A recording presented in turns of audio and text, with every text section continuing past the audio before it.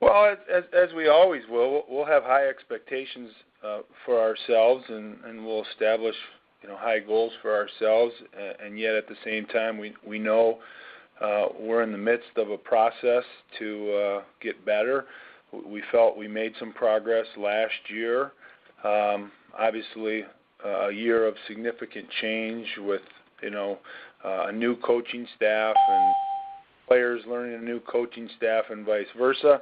And it would have been great coming into this year to have a little bit of change and continue on. Unfortunately, we don't have that liberty.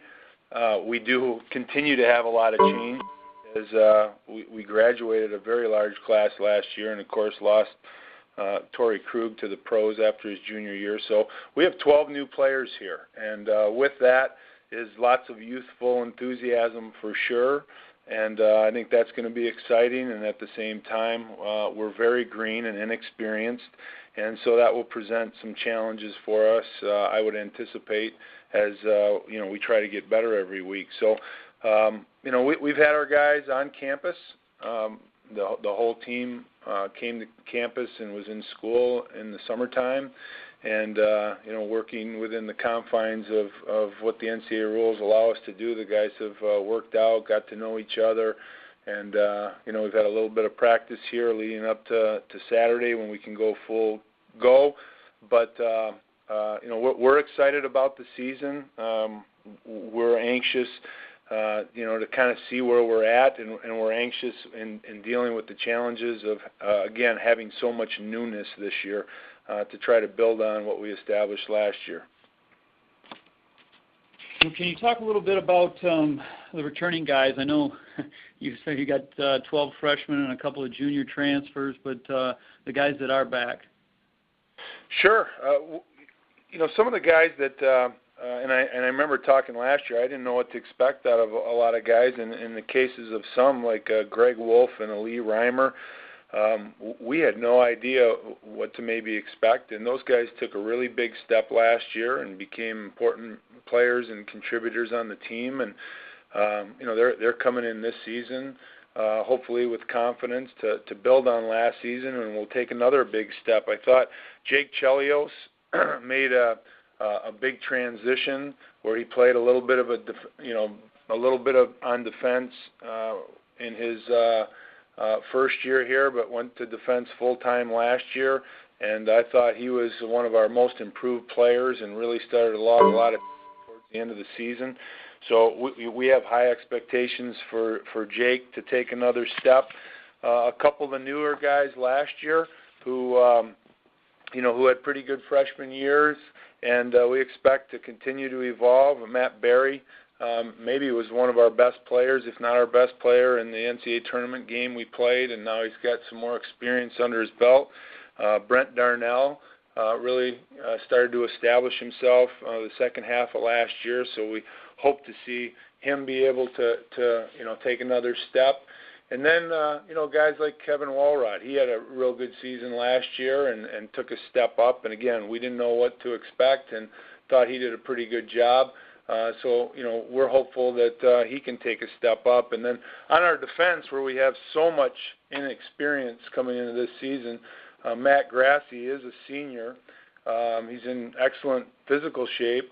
And, as you know, he got a head injury last year, a concussion that really kept him out for the whole second half of the year. So while he's been doing fine to this point, we're still kind of in a wait-and-see mode to see how he responds to that when we're able to go full gear. And then in goal, Will Yanikev did a terrific job for us last year, and we have very high expectations of Will. He's in very good shape. He's I think, comfortable in the role. He wants more.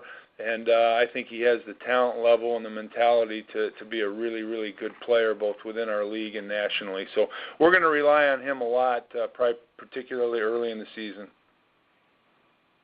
And that I was going to follow up with that about, last year he had Drew Palmisano also. This year he's kind of the guy. So you think, just from what you said, it sounds like he's got that makeup and wants to do it, so he's ready. Do you see that happening as him just developing into the number one and getting most of the minutes? Yeah, I think he competed real hard to earn his playing time last year. Last year we didn't really designate any particular goalie as a number one, and they were competing every week, and I think that helped him a lot. And we had confidence in Palmy as well last year, and in the end, I thought Will really emerged playing well at the end of the season, and so he comes into the season with lots of confidence.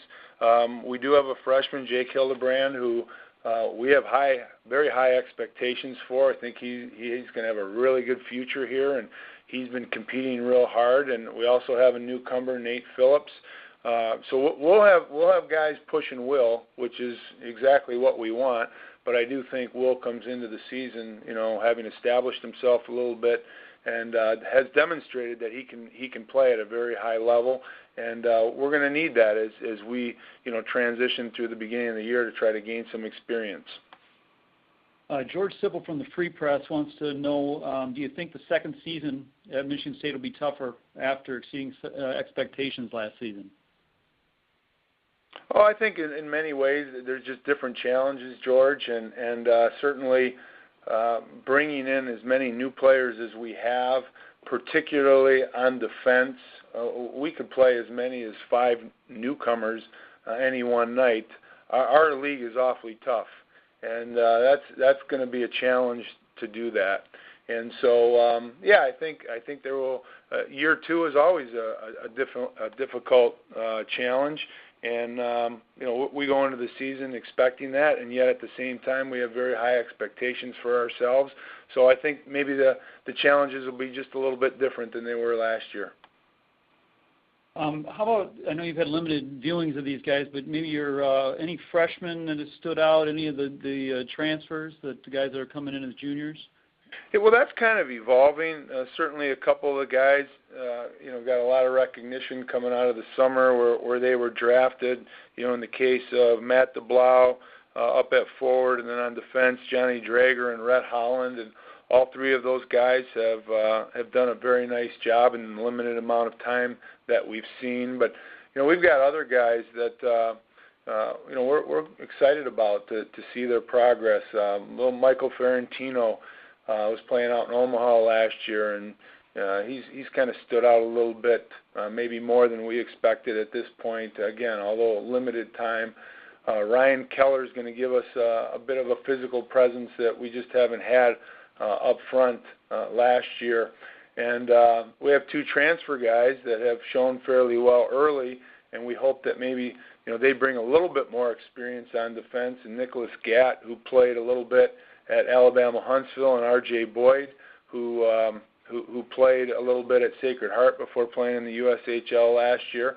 And so, we think those guys, I didn't mention Travis Walsh on defense, who's a very smart and heady player. We think those guys all have very bright futures here, and it'll be interesting to see, how they evolve and who out of that group really emerges early for us.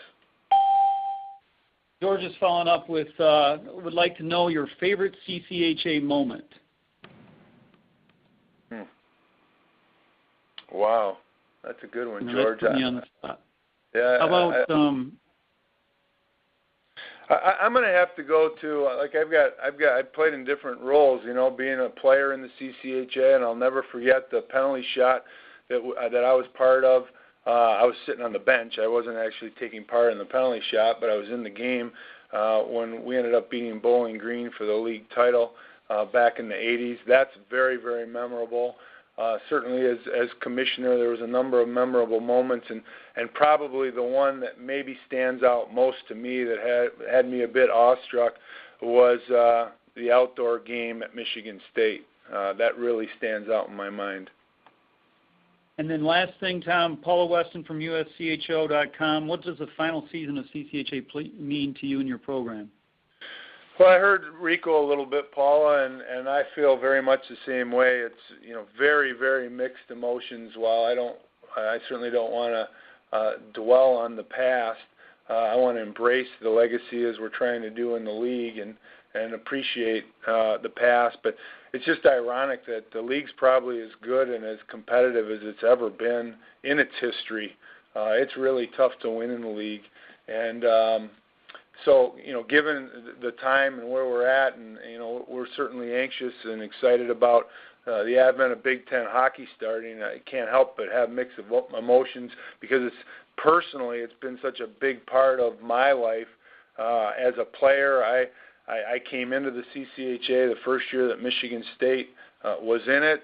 I've seen it evolve into one of the nation's best and most competitive conferences over all these years in the various roles I've been, and I'm certainly disappointed to see that the CCHA, as we know it, will go away in its form, but certainly appreciate all that it's done, both for our program here, for college hockey in general, and for me personally.